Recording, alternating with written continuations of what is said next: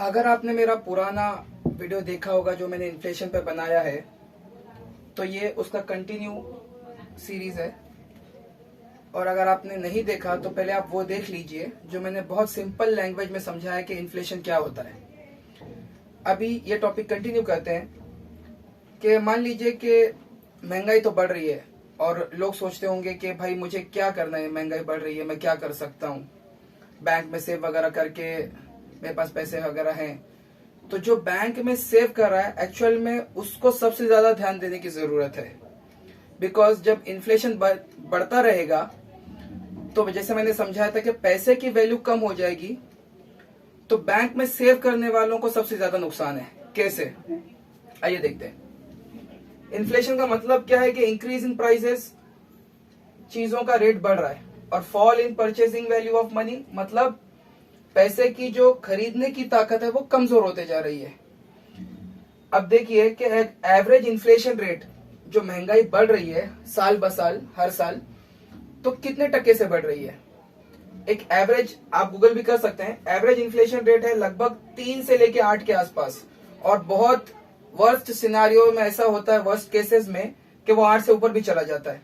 Average 3, 5, 6, 8, 7 ये सब रहते हैं। बैंक का इंटरेस्ट रेट क्या होता है, अक्सर एवरेज यही है 4 to 6, और अगर इससे ज्यादा हो, बहुत कम ऐसे केसेस होते हैं, इससे ज्यादा बहुत कम। अब मान लीजिए कि इन्फ्लेशन रेट हम पकड़ते हैं 6% और इंटरेस्ट रेट है 4%। मतलब क्या है कि इन्फ्लेशन जो है, महंगाई हर साल 6% के हिसाब से बढ़ रही है, और बैंक इंटरेस्ट दे रही है बैंक सेविंग्स पर, सेविंग्स अकाउंट पे एफडी वगैरह करने पर 4%। अब देखिए कैलकुलेशन कैसे होता है।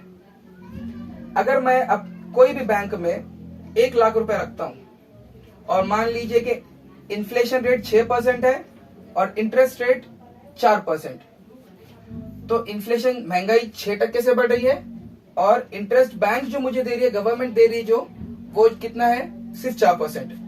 तो यह नुकसान क्या होगा, 2% का। कैसे, मैंने 1 लाख रुपए आज रखे हैं, ठीक है, और इन्फ्लेशन का मतलब क्या हो रहा है कि पैसे की जो खरीदने की ताकत है वो कमजोर हो रही है।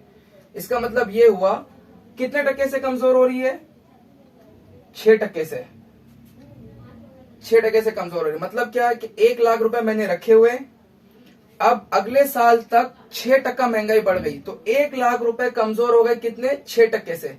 तो कितना मेरे पास बचा,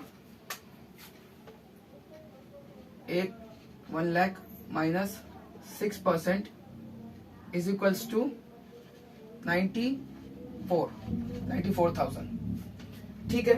और बैंक मुझे कितना इंटरेस्ट दे रही है, 4%, 1 लाख पे 4%, which is 4% on 1 lakh is equals to 4,000, total is 98,000। अब इसका मतलब क्या है कि आपके बैंक अकाउंट में 98,000 दिखाएंगे, नहीं, बैंक अकाउंट में आपको 1 लाख ही दिखाएगा, लेकिन आपके 1 लाख की एक्चुअल वैल्यू, असल वैल्यू 98 की हो गई। महंगाई और इंटरेस्ट रेट को जब हम इक्वल करेंगे, प्लस और माइनस करेंगे, अब आप ये भी बोल सकते हो कि भाई आप इसको 6 पकड़े और इसको 4 पकड़े, इस वजह से ऐसा हुआ। हमेशा अक्सर ऐसे ही होता है, ठीक है, मोस्ट ऑफ द टाइम। अब अगर ऐसा कब हो कि महंगाई बढ़ रही है 3% से और बैंक इंटरेस्ट दे रही है 6% से, तो इन्फ्लेशन कटने के बाद भी 3,000 का फायदा होगा, लेकिन ऐसा होता नहीं है। बहुत ऐसे कम केसेस होंगे कि जब इन्फ्लेशन कम हो और बैंक आपको उस पर ज्यादा रिटर्न दे रही है, ऐसा बहुत कम होगा। अक्सर हमेशा ऐसे ही होता है कि इन्फ्लेशन बहुत तेजी से बढ़ता है, महंगाई बहुत तेजी से बढ़ती है, और बैंक अपने सेविंग्स पे इतना इंटरेस्ट नहीं देती। इस वजह से क्या है कि पैसे अपनी वैल्यू खो देता है और उसकी परचेसिंग पावर कम हो जाती है।